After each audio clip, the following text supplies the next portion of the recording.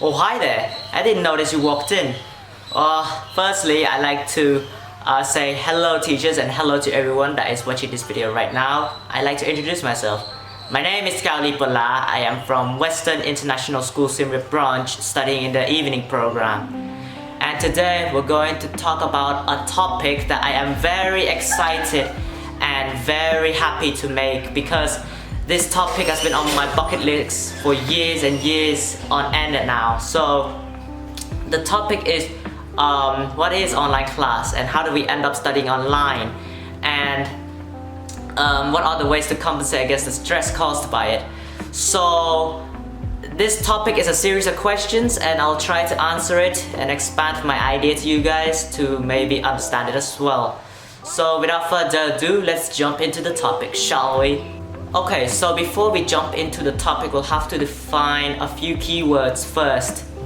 And the two keywords that I brought up today are online class and compensate. So, what is online class, you may be wondering?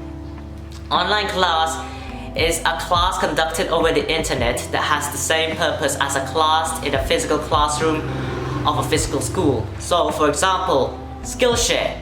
Skillshare is a learning website that has made online learning a reality, because you can learn skills and learn new stuff over the internet without having to meet the professors one-on-one, mano-a-mano.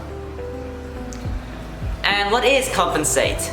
Compensate in this case means to counteract against stress or harm that is being affecting you. So for example, when you do too much work, the way to compensate against the stress caused by it is to try and take a break after a while and come back, and you'll be as good as ever. Okay, so after we've defined those words, we're going to try and explain the history of online class and how we end up studying online class. So how do we end up studying online? Well, you gotta thank COVID-19 for that.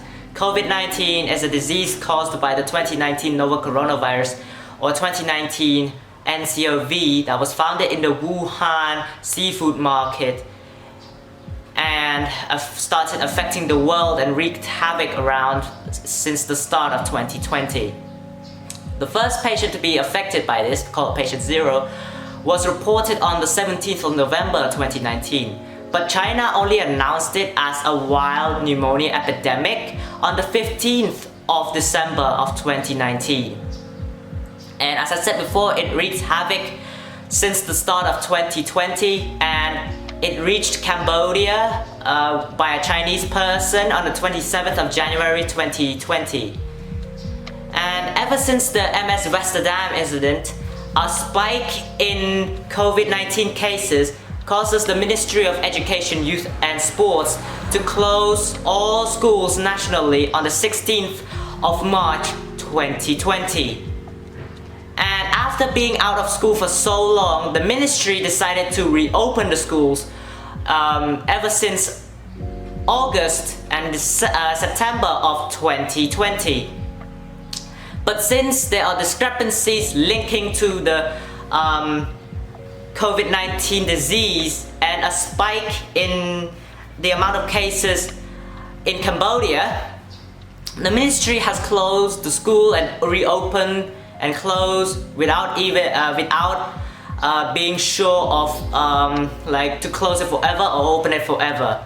And the last closure, and this one was the one that I remember because I remember this happening in my province, was in March, because there was a clinic that got affected by COVID-19, and since then it has wreaked havoc all over the country. And that is how we got stuck studying online ever since.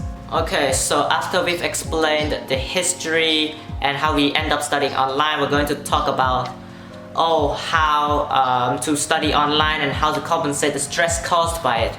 So, how do we study online? And how do we study it efficiently? According to Arden University in England, the three things that you need for studying online are: 1. You need a device with an internet connection. I mean, you're not going to study online with a 2 GB RAM computer. It's just not gonna work. And plus, you're not going to study online in the middle of a forest without any kind of internet connection. So that's one. And the second one that I wanted to raise up is to find a place where you could concentrate. So you must find a place where you could concentrate and focus on your work, and you're not going to study in some noisy cafe or restaurant while focusing on your teacher. It's just not gonna work. And thirdly, and this is the most important one, is to try to treat an online class like it's a real class. So, for example, if you're just gonna treat an online class like, meh, I'll do that later or something like that, you're not going to learn anything and your knowledge won't even prosper. So if you treat it like, oh my god, I must do it or something like that, you're going to improve your knowledge and learn a lot more than just treating it as something you can do later on in the day.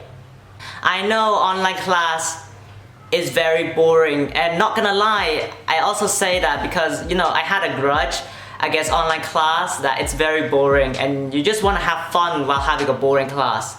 So in this point, we're going to talk about how to compensate against the stress caused by it and how to make it not boring. So the first thing to do when you're studying online is to try and take a break whenever you can, because according to me and according to a lot of people, I think that taking a break will make you more active and will make you more like energetic, because if you're just going to keep studying forever and like never took a break, it's just going to make you even more stressed out and even more anxious, because you just don't have the time to relax your brain and stuff. So it's just gonna limit your fun. And the second point that I'm going to pick up today is to be active in class. Yes, according to the biochemistry and molecular biology education program, they say that being active in class makes you even more smarter and make you learn even more with a lot more content knowledge. Thirdly is to have someone come in your house, to come into your room and talk behind the screen, because you want to make it feel as if you're in a physical classroom. And also on that fact, you can also call someone via Discord or any other call with someone in the classroom to try and make it as if it's a real class, because you know, you always have to talk to someone in class, and if you're just gonna stay alone and like have no one to talk to, it's just not really the class that you wanted. And fourthly, you can also put on some music to listen to when you are listening to the teacher explaining or like doing work. I mean, just don't put it so loud, and just put it like it is audible, but you don't let the teacher hear it. You can also sing, but when you sing, don't forget to mute your mic, or else the teacher will be like, oh my god, you're so good in singing and stuff like that. So yeah, those are the ways to try and compensate against the stress caused by studying online. So all in all the stuff that I've talked about today are like the history of online class, how do we end up studying online, and how to compensate and how to reduce stress that was caused by studying online. And I just hope you guys will take this into consideration and expand my idea even more to your own understanding, and I'm pretty glad if you guys do that. And also, we don't have to worry about online class and COVID anymore, because a vaccine is coming up for the ages between 12 and 17. So I'm really excited for that, because now the doctors and the PPE guys are trying to eradicate the COVID-19 era.